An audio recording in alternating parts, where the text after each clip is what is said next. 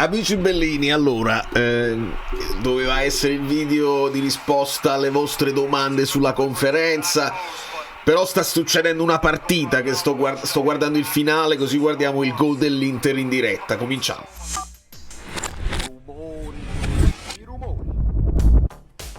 No, perché veramente, come dice Vigliotti, è successo di tutto, sta succedendo di tutto. Do il benvenuto a Fulvio Padula, oppure Padula, a tutti i nuovi iscritti. Magari qualcuno si iscrive adesso, perché io devo mettere per forza in copertina Lilian Thuram e il figlio che insomma fa un gol che non...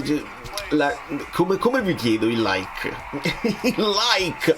Il like è se il Parma riesce a resistere. Ok, sì, si può chiedere il like ma no, Suzuki in mezzo al campo. Se il Parma riesce a resistere questi 2 minuti finali, perché se finisce così, e dovete dirmi voi nei commenti se per voi il 2-2 è un risultato giusto, o se il Parma poteva chiedere anche qualcosa in più a questa partita. Il primo tempo, dove ci sono state un paio di parate di Sommer importanti, è una difesa un po' ballerina, si può dire ballerina, si può dire una difesa un po' allegra del Parma, perché mi è sembrato veramente che volessero aprire le porte alle possibilità, e c'è stata una situazione in particolare che mi ha fatto gelare il sangue nelle vene, ed adesso ve la faccio vedere. Siamo agli ultimi proprio secondi, ma ve la faccio vedere già. Se io mi sposto, mi sposto questa, adesso ne parliamo. Non c'è fallo. Zalewski, stai simulando l'impossibile, cioè quello entra quasi rosso, entra in ritardo su non so chi, penso su Pellegrini. Bisogna parlare di Pellegrino, gli amici del gruppo Telegram mi chiedono di parlare di Pellegrino, e bisogna parlarne. Non se ne parla abbastanza, nel senso che se ne comincia a parlare. E segnatevi questa cosa, fatevi la clip, uscirà l'interessamento Conte, altro che me l'ha detto Enzo e sono d'accordissimo, altro che Bonni. Il Napoli Conte è innamorato di Pellegrino, perché è proprio quel attaccante grosso, ricorda un po' Martin Palermo, è un attaccante grosso che si è mangiato un gol da solo incredibile, ma che ha anche tanti altri movimenti importanti da prima punta. È finita.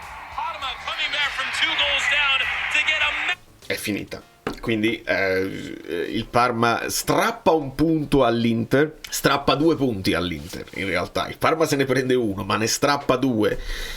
Signori, questo deve essere ancora una volta non sia andato al Milan, non chiedetelo a noi, chiedetelo a chi vi ha detto è tutto fatto, come vi avevano detto, è tutto fatto Mancini alla Juve. Tutto fatto no. Fatemi passare una battuta, sono tutti fatti, nel senso che tra virgolette sono tutti fatti. La dimostrazione che voi parlate, quelli che parlano voi quelli che parlano il calendario, allora qua è facile, qua si vince, qua si pareggia, qua... non è così e non sarà mai così, specialmente in Serie A, specialmente finché ci sono delle cose. Il quando dipende da quando li incontri. Questa cosa qua è quella che mi ha fatto gelare il sangue nelle vene, però, perché io non ho mai visto 2 giocatori scambiarsi la maglia a fine primo tempo, o meglio l'ho visto, però sono quelle partite che tu dici un po' balneare. Ti viene in mente l'amichevole internazionale, l'amichevole precampionato. Oh, ma tu ce l'hai la tensione di fare una partita che così? Chiedi la maglia a Thuram, cioè è un tuo idolo, è un giocatore che tu già chiedi la maglia, cioè è come se la tua priorità in questo momento sia chiedere la maglia a Thuram e non tornare negli spogliatoi, parlare con Kivu, trovare dei correttivi, impegnarsi, concentrarsi. Chiedere la maglia a Thuram per me è una cosa gravissima, di una gravità inaudita.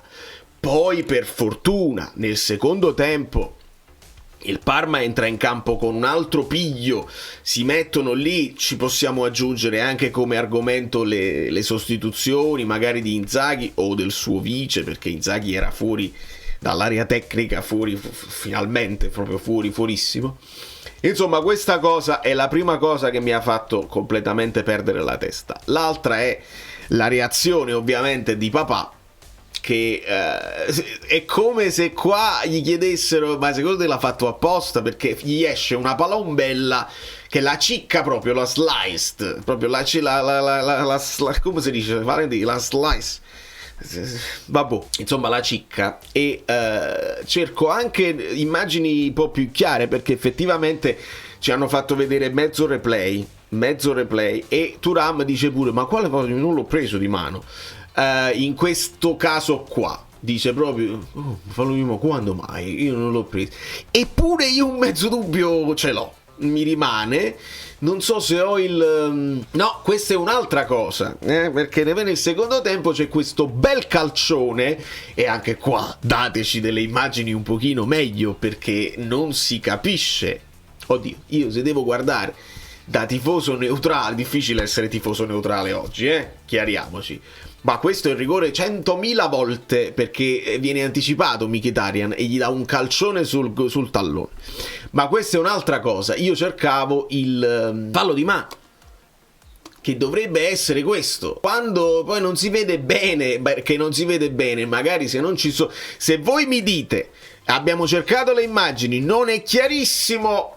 Va bene, se poi però domani o tra qualche ora escono immagini un po' più chiare, perché escono sempre, e mi dovete spiegare come non si annulla questo gol, perché gli tocca proprio, sembra proprio toccare la mano. E questa è un'altra delle cose incredibili che abbiamo visto, e sembrava si stesse apparecchiando proprio la partita, o meglio, comunque apparecchiata, perché avrebbero potuto fare molto di più quelli del Parma, ma tant è.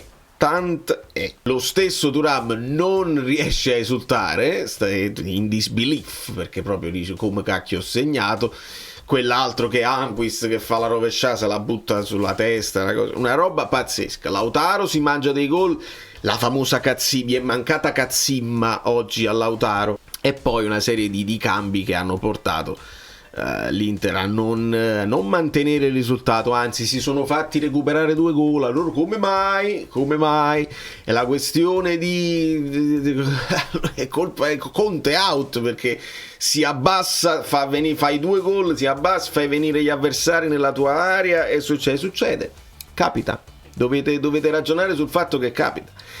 E tutti i discorsi che poi portano alla Champions, secondo me, vanno analizzati bene. Io ho un'opinione che è un hot take, cioè un'opinione unpopular opinion, perché più sento di grandi infortuni da parte del versante Bayern, cioè Kane con la fasciatura sulla caviglia, Musiala, insomma non si sa quali devono mettere in campo. Io più sento queste cose qua, e più tifo per il Bayern. Lo so, lo stanno dicendo tutti, quei tifosi del Napoli con il bandierone dell'Inter, l'ha detto pure Pastore, per tifare in modo tale che l'Inter va avanti, eccetera eccetera. Io sono dell'opinione opposta. Io sono convinto che se l'Inter vince con il Bayern e va avanti, le triplicano le forze, perché hanno quella possibilità di fare il triplete, vanno avanti e triplicano le forze. Invece una mazzata contro un Bayern decimato potrebbe veramente dare delle difficoltà. Per esempio il mio babbo, no? Che mi chiama: signor Babbo. No, perché sto registrando. Dica una cosa agli amici della community.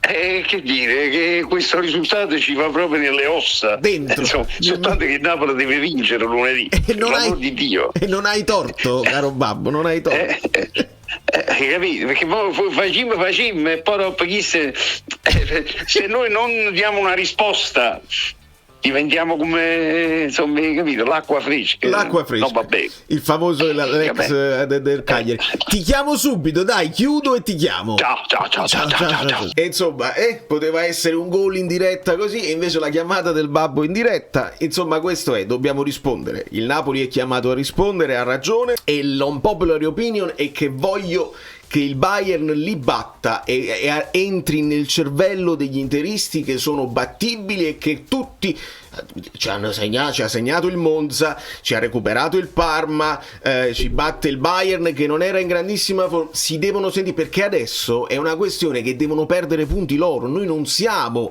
padronissimi del nostro destino, sono sempre avanti. Se noi vinciamo col Bologna stanno comunque avanti di un punto, di conseguenza devono perdere certezze. Quindi io so questa unpopular opinion, potete dirmi quello che volete nei commenti, che devono non voglio che vadano avanti e poi così le difficoltà. Io penso che le difficoltà possano avvenire se ti entra qualcosa nella testa, ma questo è un'opinione che lo so che non raccoglie tante cose. Da New York, Valerio Fluido è tutto, vi abbraccio e vi bacio. Siete contenti o volevate che il Parma addirittura vincesse?